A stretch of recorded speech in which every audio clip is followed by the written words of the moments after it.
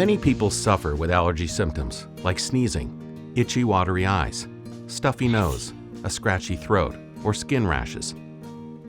Allergies are very common in the population. They can be very, very mild and almost trivial. They can be incapacitating. When allergies develop and are more severe, then specialized treatment is essential. The key to treating allergies well is determining exactly what is causing the allergic reaction. An allergist specializes in identifying these triggers. The first thing that will happen is that a detailed history will be taken. Then certain kinds of diagnostic testing will be done. Skin testing is one of the basic techniques that we use. It's a challenge to determine the root of an allergy. An allergist uses simple skin tests to reveal potential triggers. Allergists often begin by testing for common environmental triggers like pollens, dusts, molds, and animals. An allergist can tell you what you're allergic to and when you're likely to become allergic. For instance, there are many pollens that come at different times of year. There are tree pollens that come in the spring, grass pollens that come later in the spring, weed pollens that come in the fall. Identifying specific allergies in the environment allows people to take control and avoid allergies. People allergic to pollens can take steps to reduce exposure when pollen counts are high. Many environmental allergies are so small you may never even realize they're causing a problem. Dust mites are found just about everywhere, and to most people, they're completely harmless. Dust mites are too small to see, and they do not bite. Dust mites live on primarily human and animal dander skin scales. So places where humans sleep and where animals are, for instance, if a dog sleeps on a couch over a long period of time, you can bet that the couch will have dust mites. Bedding is a major source of dust mites. Dust mites do not crawl out on you. They basically produce a dust, and this gets in the environment and goes right through mattress and pillows. If you are allergic to dust mites, then measures to reduce dust mite exposure can be very helpful. So you go after the source. First of all, you have to prioritize where the major exposure is, and I think bedding is very important. Old stuffed furniture, in particular where animals are sleeping. Secondary sources of dust mite are carpeting and other stuffed articles within the house. You have to get at the reservoir.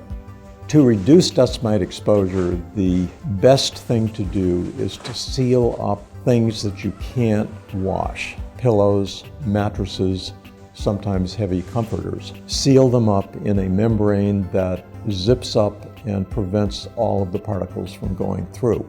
Especially on the bed, everything should be washable in a hot cycle or sealed up. Animals and house pets are another common cause of environmental allergies. Unfortunately, there are no truly allergy-free dogs or cats. There's a common misconception that dogs that have hair and not fur are less allergenic. There's no real scientific basis to this. All cats and dogs produce a particular kind of protein or set of proteins that causes the allergy. It is not the fur, it is not the hair. Different animals give off different quantities of allergen, and this can be a very large difference. A small dog, for instance, that's washed frequently may have very small amounts of allergen on their surface. A large dog will frequently have much more allergen. Foods are another common allergy that causes a reaction in 5 to 10% of people. The most common food allergies are eggs, tree nuts, milk, fish, soy, wheat, shellfish, and peanuts.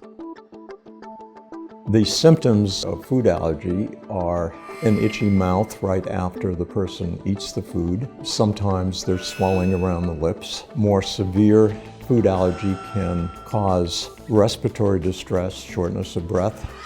Food allergies usually begin in early childhood. Generally, the first time a child eats a food, there is no reaction. But additional exposure may cause an allergic reaction. An allergist can identify specific food allergies with a detailed history and skin or blood testing. The allergist may also perform a challenge where a food is given to the patient in a safe, controlled environment. Generally, insect stings only cause pain and swelling around the location of the sting. Insect stings are very common, and people are stung all the time, especially if they're working in the yard or out hiking. Most stings and bites are relatively harmless, but some people have a more dangerous allergic reaction. The reactions that we're most concerned about are those that occur within minutes of the sting. A sensation of itchiness over the entire body. Sometimes there's flushing over the entire body. Sometimes there's hives that occur at various locations. Sometimes there's shortness of breath. Some of the most dangerous reactions are what we call anaphylactic shock, where the person loses consciousness. Now, how do you predict that? Well, the only way to predict it is by history. Has the person had a systemic reaction or a generalized reaction to an insect sting in the past? Similar to food allergies, the first time someone is stung, there is no allergic reaction. With additional stings, the body can develop a sensitivity to the insect venom, and the allergic reactions become much more severe. Anyone who has experienced hives or other systemic reactions to a sting should see an allergist for additional testing. If a person is seriously allergic to an insect sting, an EpiPen should be available at all times, especially in high-risk situations. Many people have experienced an allergic reaction to medications. People can be allergic to drugs that they need sometimes. They can be allergic to drugs and they're not sure which one. Often a person can come in having been on 2 or 3 drugs, and we're faced with the question, which drug caused my allergic reaction? Well, when somebody's allergic to a drug, very commonly a rash occurs. Sometimes the rash begins very slowly and then rapidly progresses over the entire body. And then in other instances, there's swelling of the tongue, swelling of the face, swelling of the airways so that they have trouble breathing. Call your doctor immediately with any signs of an allergic reaction to medication. With the extensive variety of over-the-counter allergy medicines, it's easy to believe self-treatment is as simple as walking into the local pharmacy. Before guessing at self-treatment, seek out the guidance of an allergy expert. An allergist will identify the root cause of symptoms and guide you to reduce exposure. And allergists have many additional treatment options available for patients who need more relief. If you're suffering with allergies, make an appointment to see a local allergist.